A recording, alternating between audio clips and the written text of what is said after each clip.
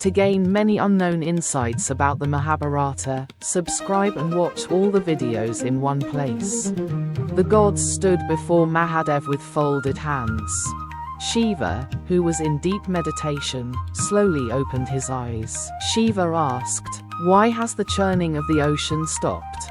Indra replied, "The gods have exhausted their strength. Even Rishikesha, Vishnu, has been forced to stop churning." Indra stood before Shiva with his head bowed. Around him, the other deities were softly expressing their sorrow. Indra replied, "The gods have exhausted their strength. Rishikesh has also been forced to withdraw from the churning." Shiva continued in fury, "Your pride is unbearable. You have disrespected me. This arrogance can no longer be tolerated." Shiva further said, "You have shown disregard for me. This arrogance can no longer be tolerated." Mahadev said, "I do not hold any grudge for what you have done. But I had instructed you to churn the ocean. Yet, you disregarded me." Hearing Shiva's words, the gods were terrified. None of them had the courage to reply. They stood in silence, heads bowed in shame. Then, sage Kashyapa folded his hands and spoke to Shiva, "O beloved of goddess Parvati, please listen attentively. I shall narrate the story of the churning of the Kshirasagara, ocean of milk." Kashyapa sage began. Sage Durvasa had a divine Parijata garland around his neck. Out of affection, he gifted that garland to Indra. At that time, Indra was riding his celestial elephant, Airavata. He placed the garland on Airavata's trunk. Kashyapa continued, but Airavata, intoxicated with pride, threw the garland to the ground. Sage Durvasa was enraged by this act. Airavata, being an animal and intoxicated, failed to understand the significance of the garland. He carelessly dropped it to the ground. Seeing this, Sage Durvasa's anger exploded. His eyes burned like fire. He declared, "Indra's arrogance has insulted me. He has failed to respect the divine garland I gave him." The sage further said, "Blinded by wealth and power, Indra has belittled me. Therefore, I curse him. Goddess Lakshmi shall leave Indra's abode." As per Durvasa's curse, Goddess Lakshmi left Indraloka and submerged into the ocean. With Lakshmi Devi's departure, the three worlds fell into misery. The gods realized that her absence had disrupted the balance of creation. Seeing the suffering in the three worlds, Lord Brahma approached Lord Krishna and informed him of the crisis. Krishna proposed a solution: the churning of the ocean. Following Narayana's, Vishnu's, command, Indra and the other gods resumed the churning of the Kshirasagara. Mount Mandara was used as the churning rod, and Vasuki, the serpent king, was used as the churning rope. As the churning continued, turmoil erupted in Varuna's waters. Poisonous smoke and fire spread everywhere. Vasuki's body suffered immense pain, his bones began to crack, and blood started flowing from his 1,000 mouths. As the gods continued their efforts, Goddess Lakshmi reappeared while singing hymns in praise of Narayana. Vishnu then commanded the gods to stop churning. However, Shiva ordered the churning to resume once more. Vishnu looked at the gods with a calm expression. In the distance, Vasuki lay exhausted and wounded, his body covered in blood and venom. Varuna then pleaded, "Our endurance has reached its limit. Please, do not order us to churn any further."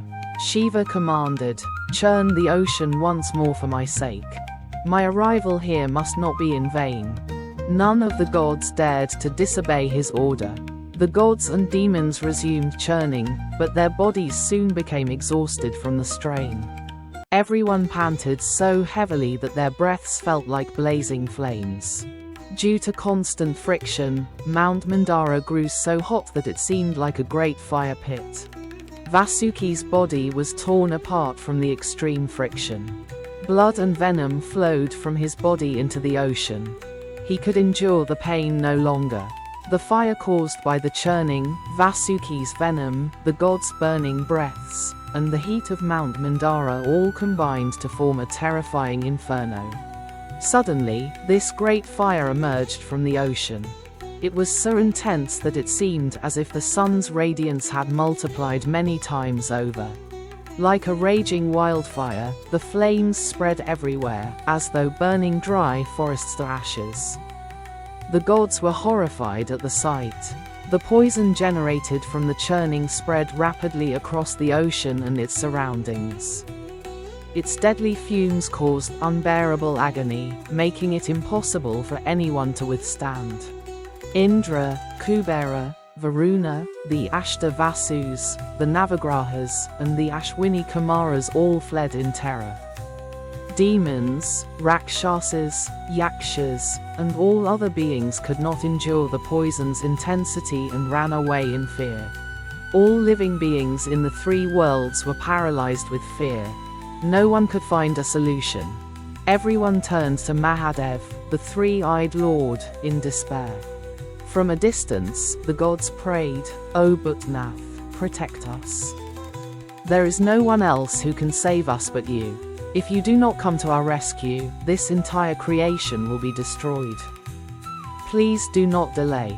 A moment's delay will lead to the ultimate catastrophe." With unwavering faith, the gods prayed for Shiva's mercy. Their only hope was that Shiva would save them. Seeing the desperate pleas of the gods and witnessing the destruction caused by the poison, Mahadev fell into deep thought. Shiva reflected, "I had once vowed that I would bear the consequences of the ocean's churning. If my acquired gem, this poison, leads to destruction, then it is my responsibility." With this resolve, Mahadev stepped forward. He saw the poison rising from the ocean, spreading as a deadly cloud across the sky. Shiva then drew the poison in and drank it in one gulp. The gods and demons watched in astonishment as Shiva consumed the poison. However, instead of swallowing it, he held it in his throat. The poison turned his throat blue. All beings in the three worlds were amazed at Shiva's supreme sacrifice. They bowed before him and said, "There is no one else who can save us but you." The entire creation worshipped Shiva, saying, "You are the supreme lord of Varuna, the stars, the Vasus, the Rudras, the heavens, the earth, the underworld, the mountains, and the oceans. You are the embodiment of yoga, wisdom, the Vedas, the scriptures, sacrifices, and prayers." They continued, "You have prevented this great apocalypse. We know nothing else. Please show us the way, O Mahamrityunjaya, conqueror of death." Hearing their prayers, Mahadev reassured them and commanded, "Return Mount Mandara to its rightful place.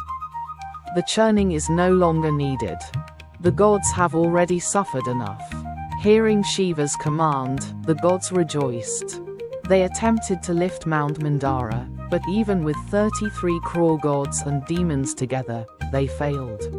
Finally, the venomous Vasuki lifted the mountain upon himself and placed it back in its place.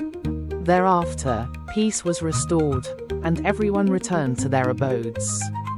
Sauti concludes by saying, "Whoever meditates upon Neelkanth, Shiva, will be freed from all sorrows." Listening to this nectar-like story of the Mahabharata removes all suffering from life.